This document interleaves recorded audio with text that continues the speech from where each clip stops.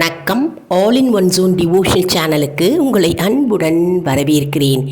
இன்றைக்கி நம்மளுடைய சேனலில் வாரியார் சுவாமிகள் முருகப்பெருமானை நாம் வழிபட்டால் என்ன நடக்கும் மற்றும் முருகப்பெருமானை வழிபட்டால் நமக்கு என்னென்ன பலன்கள் கிடைக்கும் அப்படின்றத முழு விவரமாக கூறியிருக்கிறார்.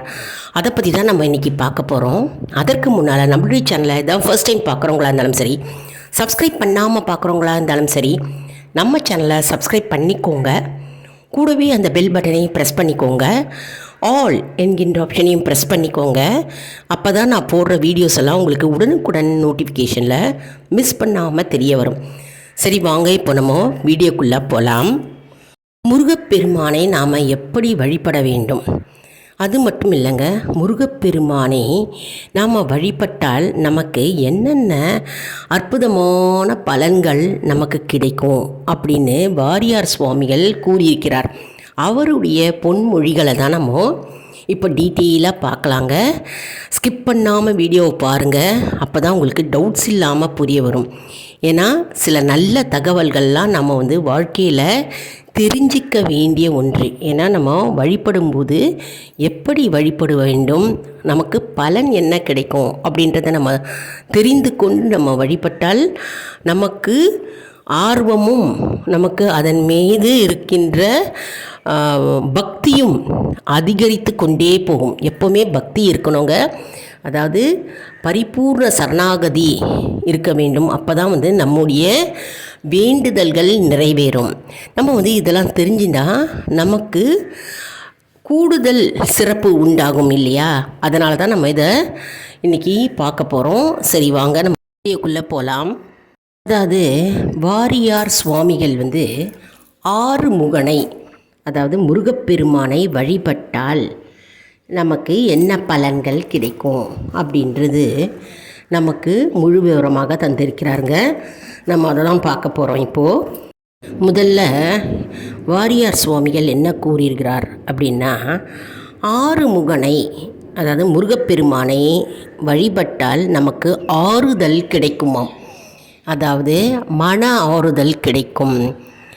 அதாவது நம்ம மிகுந்த துன்பத்துடன் பிரச்சனைகளில் மாட்டிக்கொண்டிருந்தால் மற்றும் நம்ம இக்கட்டான சூழ்நிலையில் மாட்டிக்கொண்டிருக்கும்போது நம் மனம் அப்படி ஒரு வேதனை அடையும்.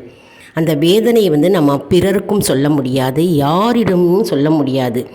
அப்படி தவித்து கொண்டிருக்கின்ற மனம் ஆனது நம்ம மிகுந்த துன்பத்தில் வாடிக்கொண்டு மற்றும் அந்த சூழ்நிலையை பார்க்கும்போது நமக்கு பிரச்சனைக்குரிய சூழ்நிலையாக இருக்கும்போது அதிலேருந்து எப்படி தப்பிப்பது, எப்படி நம்ம அதிலேருந்து பிழைப்பது, நமக்கு என்ன வழி அதுக்கு அப்படின்னு நம்ம தவித்து கொண்டிருக்கும்போது நம்ம முருகப்பெருமானை ஒரு மனதுடன் நம்பிக்கையுடன் பக்தியுடனும் நாம் வேண்டிக் கொண்டால் மனம் ஆறுதல் கிடைக்கும். அப்படியே நம்முடைய மனமானது அப்படியே ஆறுதல் கிடைக்குமாம். பகவான் முருகன் என்ன செய்வார்னா, நம்முடைய அனைத்து பிரச்சனைகளையும் அவருடைய பாதத்தில் வைத்து விட்டோம் என்றால் நமக்கு மனம் ஆறுதல் கிடைக்கும். அதனால தான் அவர் கூறியிருக்கிறார், ஆறுமுகனை வழிபட்டால் ஆறுதல் நமக்கு கிடைக்குமாம். அடுத்தது என்ன கூறியிருக்கிறார்னா, இருப்பதை கொண்டு திருப்தி அடைந்தால் நலமாக வாழலாம். நம்மக்கிட்ட என்ன இருக்கோ அதை வச்சுட்டு நம்ம திருப்தி அடைய வேண்டும். திருப்தியாக வாழ்ந்தால் நமக்கு நலம் கிடைக்கும். நலமாகவே நம்ம வாழலாம். அதிகமாக நம்ம பேராசைப்படக்கூடாது. நமக்கு எல்லாமே கடவுள் கொடுத்தது. கடவுள் கொடுத்து இருக்கிற அனைத்தும், நமக்கு இருக்கின்ற அனைத்தும் செல்வ செழிப்பு மற்றும் என்னென்ன பொருள்கள் எளியவர்களாக இருந்தாலும் அதை கொடுத்தது பகவான். அதை வைத்து கொண்டு நாம் திருப்தி அடைந்தாலே போதும்.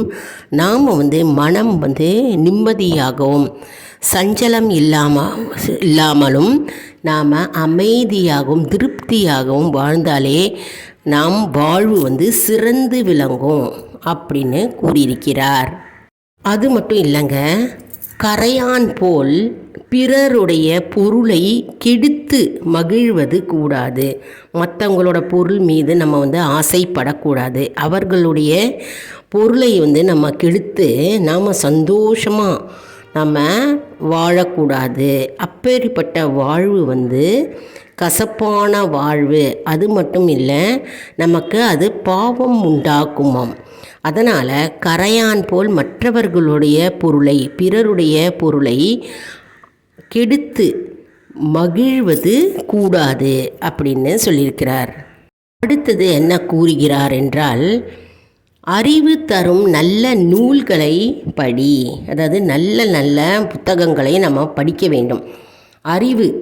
அறிவு சார்ந்த விஷயங்கள், அறிவுக்கு மேன்மைப்படுத்தும் புத்தகங்களை நாம் படிக்க வேண்டும். அப்போ தானே நம்மளுடைய அறிவு மேன்மைப்படும் அப்படின்னு கூறியிருக்கிறார். மேலும் புத்தகத்தால் பெறும் அறிவை விட அனுபவ அறிவு வந்து மேலானது. அதாவது நம்முடைய அனுபவ அறிவு வந்து மிகவும் சிறப்பு வாய்ந்தது, அதுதாங்க மேலானது. புத்தகத்தால் பெறும் அறிவை விட, புத்தகத்தில் நம்ம வாசிக்கிறோம், அந்த வாசிப்பை விட வந்து நம்ம வந்து பை எக்ஸ்பீரியன்ஸ் வந்து நம்ம எல்லாமே நம்ம வாழ்க்கையில் கற்றுக்குறோம். அதாவது அனுபவம் வந்து வேற, அனுபவ அறிவு தான் வந்து மேலானது அப்படின்னு கூறியிருக்கிறார். அடுத்தது மிகவும் முக்கியமானதுங்க நம்முடைய வாழ்க்கைக்கு. அதாவது குடும்ப விஷயத்தை வந்து பிறரிடம் சொல்லாதே அப்படின்னு கூறியிருக்கிறார். நம்மளுடைய குடும்ப விஷயங்கள் வந்து எப்போவுமே மற்றவங்க கிட்ட நம்ம சொல்லக்கூடாது, ஷேர் பண்ணிக்க கூடாது. நம்முடைய குடும்ப விஷயத்தை நமக்குள் நாம் வைத்திருக்க வேண்டும் அப்படின்னு கூறியிருக்கிறார். மேலும் பதறாத காரியம் சிதறாது. எந்த காரியம், எந்த செயல் எடுத்தாலும் வந்து பதட்டம் இல்லாமல் பொறுமையாக நிதானமாக சிந்தித்து செயல்பட்டால் வந்து அது சிதறவே சிதறாது. எந்த வேலையை நம்ம செஞ்சாலும் நிதானமாக செய் அப்படின்னு கூறியிருக்கிறார். எந்த வேலை, அதாவது நம்ம நிறைய இப்போது ஃபார் எக்ஸாம்பிள் இப்போ வீடு கட்டிகிட்ருப்பீங்க. வீடு கட்டும்பொழுது 4 விதமான அவசர வேலைகள் நமக்கு இருக்கும். அப்பொழுது வீடு கட்டி கொண்டு இருக்கும்போது நமக்கு வந்து 4 விதமான மக்கள் வந்து நமக்கு அதை கொடு இதை கொடு அப்படின்னு சொல்வார்கள். அப்போது வந்து நம்ம பதட்டப்படாமல் நிதானமாக ஒவ்வொரு செயலையும் நாம் செய்ய வேண்டும். அதே போன்று அலுவலகத்திலையும் சரி, ஸ்கூல்லேயும் சரி, எங்கே வேலை பார்த்தாலும் சரி, வீட்லேயும் சரி, எந்த ஒரு செயலை நம்ம செஞ்சாலும் சரி நிதானமாக கவனத்துடன் நம்ம வந்து அந்த செயலை செய்தால் வந்து அது சிதறாது. அவசரப்பட்டோ பதட்டத்துடமோ நம்ம அந்த செயலை செய்தால் வந்து அது கண்டிப்பாக சிதறும். அதனால் பதட்டப்படாமல் செய்கிற எந்த செயலும் சிதறாமல் வெற்றியடையும் என்று கூறியிருக்கிறார்.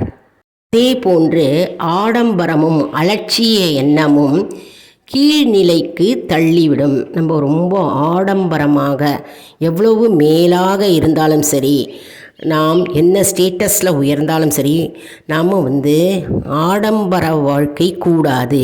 ஆடம்பரமும் அலட்சிய எண்ணமும், சரி நம்ம இது செஞ்சுக்கலாம், சரி அப்புறம் செஞ்சுக்கலாம், இது என்ன இது நம்ம செய்ய மாட்டோமா அப்படின்னு சொல்லிட்டு ஒரு அலட்சியமாக நம்ம வந்து இருந்தோம்னா அந்த எண்ணம் வந்தாலே நமக்கு வந்து கீழ்நிலைக்கு தள்ளி விடுமாம். நம்ம அலட்சிய போக்கு இருக்கக்கூடாது. அதாவது எந்த செயல் செஞ்சாலும் சரி நம்ம கவனக்குறைவாக இருக்கக்கூடாது. நம்ம கவனத்துடன் அறிவு மிகுந்த எண்ணத்துடன் நாம் வந்து எந்த செயலையும் செய்ய வேண்டும். அலட்சிய எண்ணத்தோடு செஞ்சால் அது கீழ்நிலைக்கு தள்ளிவிடும் என்று கூறுகிறார்.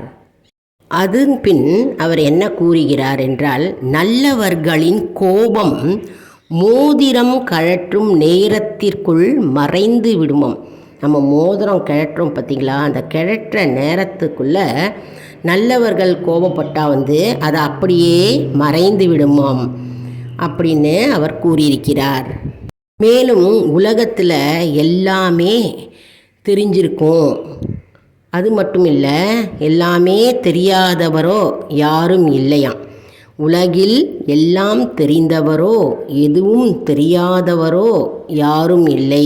எல்லாமே எனக்கு தெரியும் அப்படின்னும் சொல்ல முடியாது, எனக்கு எதுவுமே தெரியாது என்பவரும் கிடையாது அப்படின்னு கூறியிருக்கிறார். பின்னர் அவர் என்ன கூறுகிறார் என்றால், நியாயமற்ற வழியில் வரும் பணத்தை கையால் கூட தொடாதே. அதாவது நியாயமில்லாத வழியில் வரும் பணம், அந்த பணத்தை நாம் கையால் கூட தொடக்கூடாது, தொடாதே. நம்முடைய முழு உழைப்பு போட்டு தான் நம்ம பணத்தை ஈர்க்க வேண்டும். உழைத்தால்தான் ஊதியம் கிடைக்கும் இல்லையா? அதனால் உழைப்புக்கேற்ற ஊதியம் நாம் பெற வேண்டும். நியாயமற்ற வழியில் வரும் பணத்தை கையால் கூட தொடாதே அப்படின்னு கூறியிருக்கிறார். மேலும் கோபம் வரும்போது கண்ணாடியில் முகத்தை பார்த்தால் வெட்கமாக இருக்கும் அப்படின்னு கூறியிருக்கிறார். நமக்கு கோபம் வரும்போது நம்ம எப்படியெல்லாம் கத்துவோம். அதாவது அந்த கத்தல் நேரத்தில் நம்ம கண்ணாடியில் போய் நம்மளோட முகத்தை பார்த்தோன்னா அது வெட்கப்படுற மாதிரி இருக்குமோ. அதனால் கோபம் கடுமையாக இருக்கும்.